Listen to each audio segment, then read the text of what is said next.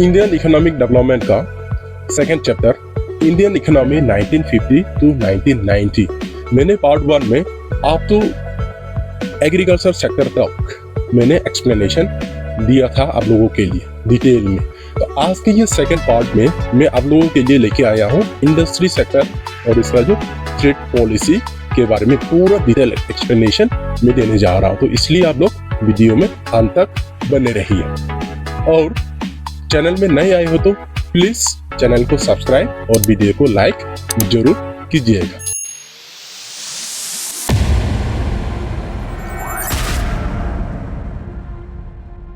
देखते हैं industry sector को डेवलप करने के लिए गवर्नमेंट ऑफ इंडिया ने क्या क्या स्टेप्स लिया, एक एक करके डिटेल में हम लोग समझते हैं ट्राई करने के लिए। हम देखते हैं ये जो 5 ईयर प्लान में 5 year plan stressed a lot on industrial development because industry provides more stable employment than agriculture. It promotes modernization and overall prosperity. इसलिए हम लोगों का 5 ईयर प्लान बहुत ज़्यादा स्ट्रेस दिया था ये इंडस्ट्री सेक्टर को डेवलप करने के लिए। और at the time of independence the variety of industries was very limited. Independence का टाइम में हम लोग का वेराइटी ऑफ इंडस्ट्रीज बहुत लिमिटेड था। फिर उसके बाद और क्या क्या टाइप्स ऑफ इंडस्ट्रीज हम लोगों को दिखाई देता था इंडिपेंडेंट के टाइम में, ये है cotton textiles and jute industries और only 2 well managed iron and steel firms. एक था जमशेदपुर में और दूसरा कहाँ में था, कोलकाता वेस्ट बंगाल में। ठीक है, ये बात को याद रखिए। इसलिए क्या जरूरी था, there was a strong need to expand the industrial base with variety of industries। हम लोग का इंडस्ट्रियल बेस को एक्सपांड करना था varieties of industries के साथ, क्योंकि हमें मालूम है इंडस्ट्री जो सेक्टर है हम लोग का इकोनॉमी के लिए क्या है, ये बैकबोन होता है। इसलिए ये सेक्टर को डेवलप करना बहुत ही जरूरी है। देखते हैं इंडस्ट्री सेक्टर को डेवलप करने के लिए पब्लिक सेक्टर का क्या रोल, देखते हैं क्या है ये। अभी यहाँ में क्या लिखा है देखिए, there was a need for a leading role of the public sector due to the following reasons. हम लोग का इकोनॉमी का हालत इंडिपेंडेंट के टाइम में ऐसा था कि वो सिचुएशंस कंपेल कर रहा था कि मतलब जो मेन मेजर रोल इंडस्ट्री को डेवलप करने के लिए किसके द्वारा प्ले किया जाए, ये गवर्नमेंट के द्वारा प्ले किया जाए। तो अभी वो सब रीजंस, वो सब क्या क्या सिचुएशंस रहा जो सिचुएशंस कंपेल कर रहा था कि पूरा का पूरा जो कॉमन इंडस्ट्रियल डेवलपमेंट का किसके हाथों में जाए, गवर्नमेंट के हाथों में जाए। देखते हैं वो सब रीजन्स क्या क्या था। अभी देखते हैं, ये सबसे पहला रीजन है ये shortage of capital with private sector. सबसे पहला कारण क्या था, प्राइवेट सेक्टर्स के पास क्या था, कैपिटल का शॉर्टेज था। तो क्या है देखिए, private entrepreneurs do not have the capital to undertake investment in industrial ventures. Capital ही नहीं था इंडस्ट्रियल वेंचर्स में इन्वेस्टमेंट करने के लिए। फिर सेकंड रीजन क्या था, lack of incentive for private sector. Private sector के पास इंसेंटिव था ही नहीं कि हम लोगों का जो इंडस्ट्रियल सेक्टर में इन्वेस्ट करे। तो क्या है, the Indian market was not big enough to encourage private industrialist to undertake major project, क्योंकि उस टाइम में हम लोग का मार्केट इतना बड़ा भी नहीं था तो जिससे कि जो प्राइवेट सेक्टर लोगों को इंसेंटिव मिले तो बड़ा बड़ा प्रोजेक्ट में इन्वेस्ट करने के लिए। फिर और तीसरा रीजन क्या था, objective of social welfare. Social welfare का ऑब्जेक्टिव, ओवरऑल सोसाइटी का अगर वेलफेयर अगर चाहिए था, क्योंकि प्राइवेट सेक्टर प्रॉफिट मोटिव होते हैं तो जहाँ जहाँ में प्रॉफिट मिलेगा वहाँ में प्राइवेट सेक्टर जाएंगे। तो जो अगर सोशल वेलफेयर का जो मोटिव अगर हमें अचीव करना था तो उस टाइम में गवर्नमेंट का रोल बहुत ही जरूरी था। तो यहाँ में देखिए, सच objective could be achieved only through direct participation of state in the process of industrialization। अगर स्टेट डायरेक्ट पार्टिसिपेट करता है इंडस्ट्रियल डेवलपमेंट के इंडस्ट्रियलाइजेशन में, तभी जाके ये हम लोग इकोनॉमी में ये सोशल जो वेलफेयर का ऑब्जेक्टिव्स अचीव होना था। तो इसका जो रिजल्ट कौन सा रूप में दिखाई देता है, एज ए रिजल्ट क्या हो जाता है देखिए, यही रीजंस के कारण क्या हो जाता है, as a result the state had complete control over those industries that were vital for the economy. तो यही सब रीजंस के कारण पूरा स्टेट ने कंप्लीट कंट्रोल कर लिया वो सब इंडस्ट्रीज में जो हम लोग का इकोनॉमी के लिए बहुत ही इंपॉर्टेंट था। ठीक है, अभी इंडस्ट्री को डेवलप करना था तो उसके लिए गवर्नमेंट ने क्या क्या स्टेप्स लिया देखते हैं। ये जो क्या लिया, ये है इंडस्ट्रियल पॉलिसी रिजोल्यूशन 1956। 1956 में इंडस्ट्रियल पॉलिसी रिजोल्यूशन लेके आया गया। तो उससे पहले क्या हुआ था, थोड़ा सा ब्रीफ हिस्ट्री देखते हैं क्या क्या था। After first industrial policy of 1948, India had to face series of economic and political changes. याद रखिए ये बात को कि पहला इंडस्ट्रियल पॉलिसी रिजोल्यूशन कब हुआ था, 1948 में हुआ था। ये एग्जाम में पूछा जाता है ये क्वेश्चन को, फर्स्ट इंडस्ट्रियल पॉलिसी। तो बच्चे लोग क्या लिख के आते हैं, 1956 ही लिख के आते हैं, इसमें बिल्कुल कंफ्यूज नहीं होना है। ये जो IPR 1956 है ये सेकेंड इंडस्ट्रियल पॉलिसी रिजोल्यूशन है। पहला इंडस्ट्रियल पॉलिसी रिजोल्यूशन कब हुआ था, 1948 में। ये डेट को आप लोग याद रखिए। अभी which necessitated the need for fresh industrial policy for the country, क्योंकि बहुत सारा इकोनॉमिक और पॉलिटिकल चेंजेस हुआ, तो यही सब रीजंस के कारण ये जरूरी था कि अभी हमें क्या करना था कि एक फ्रेश इंडस्ट्रियल पॉलिसी रिजोल्यूशन लेके आए। तो यही रीजन के कारण ये IPR 1956 लेके आया गया हम लोग कंट्री में। इसलिए यहाँ में देखिए on 30 April 1956 a second industrial policy resolution was adopted in India। हम लोग कंट्री में कब ये second industrial policy resolution adopt किया गया, ऑन 13 अप्रैल 1956। अभी ये this industrial policy resolution 1956 formed the basis of second 5-year plan emphasizing the need to expand the public sector। ये हम लोग का सेकेंड 5-year प्लान का बेसिस बन गया ये IPR 1956। और ये क्या एम्फेसाइज किया कि the need to expand the public sector, public sector को ज़्यादा से ज़्यादा एक्सपांड किया जाए। दैट मीन्स पूरा का पूरा ये इंडस्ट्रियल सेक्टर डेवलपमेंट का कमान किसके हाथों में सौंपा गया, गवर्नमेंट के हाथों में सौंपा गया। अभी देखते हैं कि ये IPR 1956 में इंडस्ट्रीज को किस तरीके से क्लासिफाई किया गया। That means classification of industries under IPR 1956। ये according to IPR 1956 industries were classified into 3 categories. कितने कैटेगरीज में क्लासिफाई किया गया, 3 कैटेगरीज में क्लासिफाई किया गया। देखते हैं अभी वो सब कैटेगरीज क्या क्या। सबसे पहला क्या है, ये शेड्यूल ए। शेड्यूल ए में क्या है देखते हैं, industries which would be exclusively owned by the state. ये शेड्यूल ए, ये जो ये ग्रुप ऑफ इंडस्ट्रीज ये एक्सक्लूसिवली किसके अंदर में रहेगा, ये पूरा पूरा गवर्नमेंट का अंदर में रहेगा। फिर उसके बाद शेड्यूल बी में देखते हैं, शेड्यूल बी में क्या है, 12 इंडस्ट्रीज वेर प्लेस। ये शेड्यूल बी में सेकंड ग्रुप में 12 इंडस्ट्रीज प्लेस किया गया था, जहां में the state would take the initiative of setting of industries and private sector would supplement the state's effort. That means जो सेटिंग अप का जो रेस्पॉन्सिबिलिटी कौन लेगा, ये गवर्नमेंट लेगा, बस प्राइवेट सेक्टर इसको क्या करेंगे, हेल्प करेंगे या तो सप्लीमेंट करेंगे। और शेड्यूल सी में देखते हैं क्या है, ये consisted of the remaining industries which were to be in the private sector. ये सब ग्रुप ऑफ इंडस्ट्रीज टोटली किसके अंदर में रहेंगे, प्राइवेट सेक्टर्स के अंदर में रहेंगे। नो डाउट जो शेड्यूल सी में टोटली प्राइवेट सेक्टर्स को तो दिया गया, लेकिन फिर भी ये प्राइवेट सेक्टर को फिर भी किसका कंट्रोल में रखा गया, गवर्नमेंट का कंट्रोल में रखा गया। लेकिन कैसा करके रखा गया, through licence system. Licence system के द्वारा ये पूरा का पूरा थर्ड कैटेगरी के इंडस्ट्रीज को भी गवर्नमेंट का कंट्रोल में ही रखा गया। अभी देखते हैं कि किसे कंट्रोल किया गया with the help of this licence system. अभी देखते हैं, ये देखिए इंडस्ट्रियल लाइसेंसिंग। अभी देखते हैं इसमें क्या हुआ था। अभी अकॉर्डिंग टू इंडस्ट्रियल लाइसेंसिंग क्या था कि no new industry was allowed unless a license is obtained from the government। जब तक आप गवर्नमेंट से लाइसेंस नहीं लेते हो तब तक कोई भी नया इंडस्ट्रीज को सेटअप करने का कोई अलाउड नहीं था, स्पेशली प्राइवेट सेक्टर्स को। ठीक है, फिर इसके बाद it was easier to obtain a licence if industrial units was established economically backward area. अगर कोई प्राइवेट एंटरप्रेन्योर अगर इंडस्ट्रीज अगर सेटअप करना चाहता है कि इकोनॉमिकली बैकवर्ड एरिया में, तो वो सबको लाइसेंस मिलने के लिए बहुत ही ईजी था, बहुत ईजिली लाइसेंस मिल जाता था। तो अभी जो ये जो लाइसेंस जो सिस्टम गवर्नमेंट ने इंट्रोड्यूस किया, तो इसका जो मेन पर्पस किया था, the purpose of this policy was to promote regional equality. तो गवर्नमेंट ने ये लाइसेंस इसलिए रखा ताकि क्या हो कि रीजनल इक्वलिटी हो, ताकि एक जगह में इंडस्ट्रीज का कॉन्सेंट्रेशन ना हो, कि गवर्नमेंट देख देख के लाइसेंस दे कौन कौन सा एरिया में लाइसेंस सेटअप करना है, नहीं करना है, ताकि रीजनल इक्वलिटी बन पाए। फिर उसके बाद और एक पॉइंट है, देखिए licence was needed even if an existing industry wanted to expand output और डाइवर्सिफाई प्रोडक्शन। अगर एग्जिस्टिंग इंडस्ट्री पहले से लाइसेंस है, अगर एक्सपांड करना है या तो अपना इंडस्ट्री को डाइवर्सिफाई भी करना है, तब भी लोगों को लाइसेंस अवेल करना पड़ता था। विदाउट लाइसेंस ना प्रोडक्शन इंक्रीज किया जा सकता था, ना प्रोडक्शन डिक्रीज किया जा सकता था, ना कि इंडस्ट्री को डाइवर्सिफाई किया जा सकता था। उसके बाद इंडस्ट्री सेक्टर को डेवलप करने के लिए गवर्नमेंट ऑफ इंडिया ने स्मॉल स्केल इंडस्ट्रीज को प्रमोट किया। अभी देखते हैं कि ये स्मॉल स्केल इंडस्ट्रीज है क्या। देखते हैं।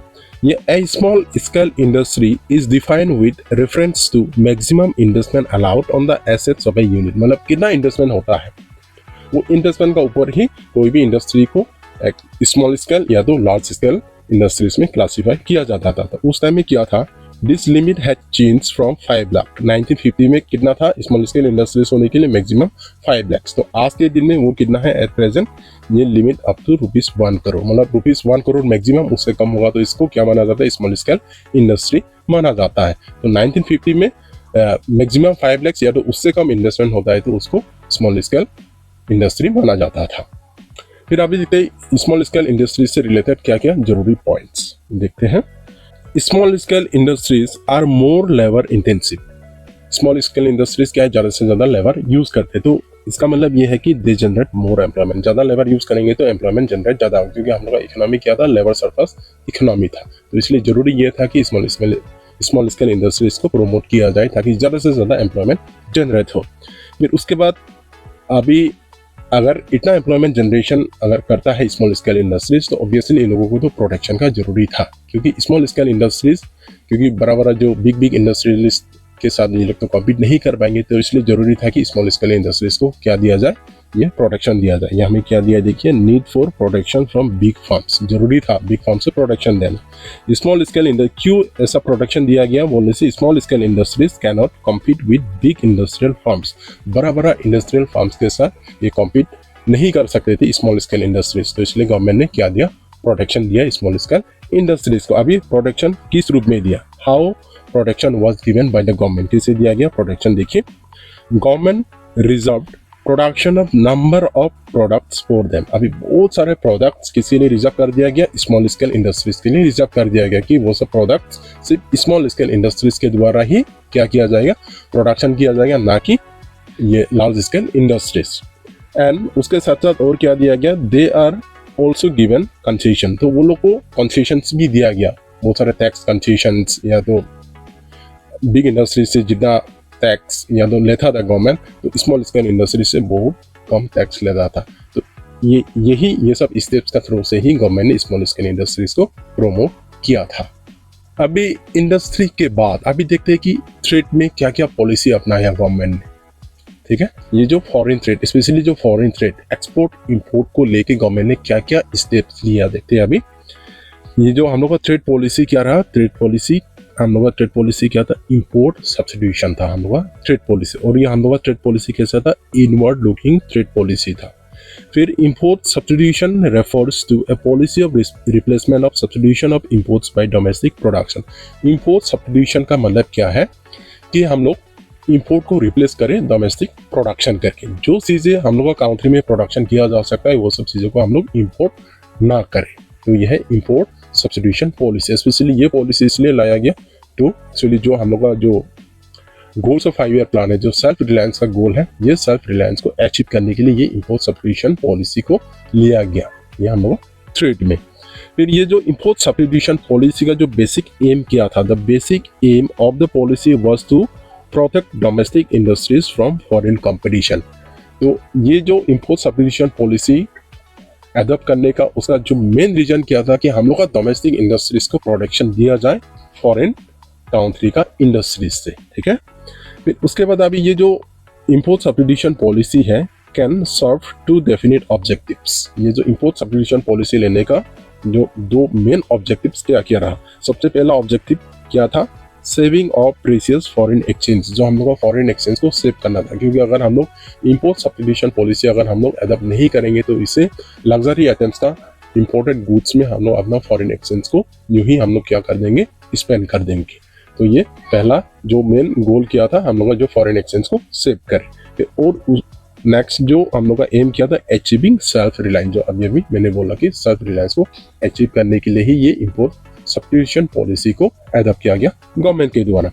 फिर उसके बाद देखते हैं कि how domestic industries were protected. ये इंपोर्ट सब्स्टिट्यूशन से डोमेस्टिक इंडस्ट्रीज को कैसे प्रोटेक्शन दिया गया, अभी देखते हैं कि government made use of 2 ways to protect domestic industries from foreign competition. Foreign competition ने डोमेस्टिक इंडस्ट्रीज को प्रोटेक्शन देने के लिए 2 तरीके से प्रोटेक्शन दिया। वो सब क्या है, सबसे पहला क्या है, ये टैरिफ। क्या है ये टेरिफ। अभी टेरिफ क्या है?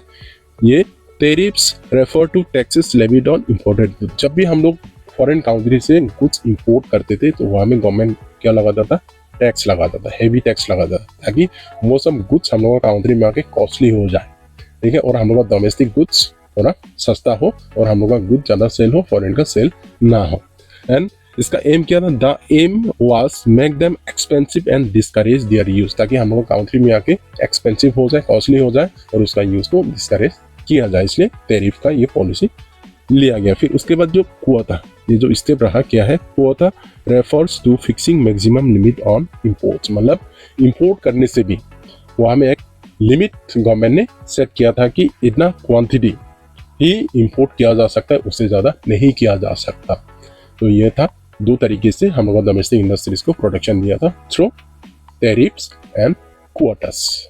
उसके बाद हम लोग का कंट्री में ये इंपोर्ट सब्स्टिट्यूशन को क्यों अडॉप्ट किया गया, अभी देखते हैं क्या है ये। यहाँ में रीजन दिया हुआ है। पहला रीजन क्या है? The industries of developing countries like India are not in a position to compete against goods produced by more developed economies. क्योंकि हम लोग नया नया इंडिपेंडेंट हुए थे, हम लोग का जो टेक्नोलॉजी भी इतना इम्प्रूव नहीं था, whereas जो डेवलप कंट्रीज, जो डेवलप्ड इकोनॉमीज थे, उन लोगों का टेक्नोलॉजी बहुत हाई था, तो वो लोग उन लोगों का कम कॉस्ट ऑफ प्रोडक्शन से चीज़ों को प्रोड्यूस करते थे, तो इसलिए वो सब का जो गुड्स का प्राइस भी क्या होता है? कम होता था। और हम लोग का जो लो लेवल टेक्नोलॉजी होने के कारण हम लोग का कॉस्ट ऑफ प्रोडक्शन ज़्यादा होता था, इसलिए हम लोगों का गुड्स का प्राइस भी ज़्यादा था। तो इसलिए गवर्नमेंट को लगा कि अभी हम लोग का जो डेवलपिंग कंट्री है, जिसे हम लोग का कंट्री है, अभी ये पोजीशन में नहीं है कि जो डेवलप्ड इकोनॉमी को कॉम्पीट करे, तो इसलिए ये इंपोर्ट सब्स्टिट्यूशन पॉलिसी को यूज़ किया गवर्नमेंट ने। फिर सेकेंड जो रीजन क्या था? To prevent drain of foreign exchange reserve on imports of luxury goods, ताकि हम लोग का फॉरेन एक्सचेंज ड्रेन ना हो, अननेसेसरी स्पेंड ना हो, सेव कर सके हम लोग अपना फॉरेन एक्सचेंज को। स्पेशली जो लग्जरी आइटम्स इंपोर्ट करने में बहुत ज़्यादा पैसा चाहिए होता है। तो ये सब दो मेन रीजन है इंपोर्ट सब्स्टिट्यूशन के लिए, ठीक है।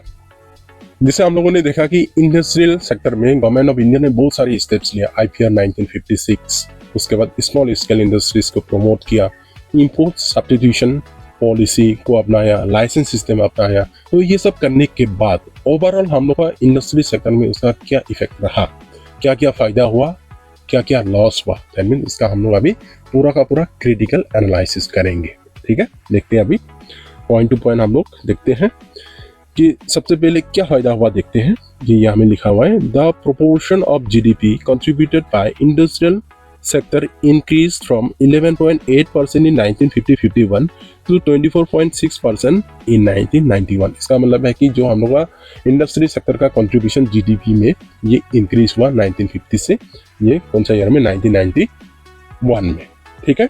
फिर यहाँ में 11.8% से कितना इंक्रीज हो गया? 24.6% इंक्रीज हुआ।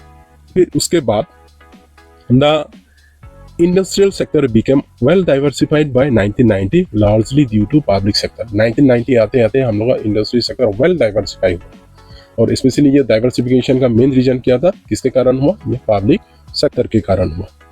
फिर नेक्स्ट है promotion of small scale industries gave opportunities to people with small capital to get into business। अभी small scale industries को promote करने के कारण जो बिजनेसमैन, जिन लोगों के पास कैपिटल कम था, उन लोगों को भी क्या मिला? अपॉर्चुनिटी मिला, ताकि ये इंडस्ट्रियल सेक्टर में इन्वेस्ट करें। फिर उसके बाद अभी क्या लॉस हुआ? ये सब तो फायदा हुआ। ये इंडस्ट्रियल सेक्टर में जो जो स्टेप्स लिया गवर्नमेंट ने, तो अभी क्या प्रॉब्लम हुआ वो सब देखते हैं। अभी ये देखिए कि protection from foreign competition through import substitution enable the development of indigenous industries in the areas of electronics and automobiles, ठीक है ना, in areas of electronics and automobiles. No doubt ये फॉरेन कंट्री से प्रोटेक्शन दे के हम लोग का डोमेस्टिक इंडस्ट्री तो कुछ हद तक रियली डेवलप किया। स्पेशली कौन कौन सा सेक्टर में डेवलप किया? ये इलेक्ट्रॉनिक्स और ऑटोमोबाइल सेक्टर में। बट however क्या हो गया कि our policies were inward oriented and so we failed to develop a strong export sector। क्योंकि हम लोग का पॉलिसी इनवर्ड ओरिएंटेड था, यही रीजन के कारण हम लोग स्ट्रॉन्ग एक्सपोर्ट सेक्टर हम लोगों ने डेवलप ही नहीं कर पाया। एंड नेक्स्ट है due to restriction on imports some domestic producers made no sincere efforts to improve the quality of their goods. तो इसलिए क्योंकि अभी बाहर से तो कोई कंपटीशन है ही नहीं है, कंपटीशन नहीं है तो अभी सिंसियर अटेम्प्ट भी नहीं किया गया कि हम लोग का जो प्रोड्यूसर्स थे अपना जो क्वालिटी ऑफ गुड्स को इम्प्रूव करे।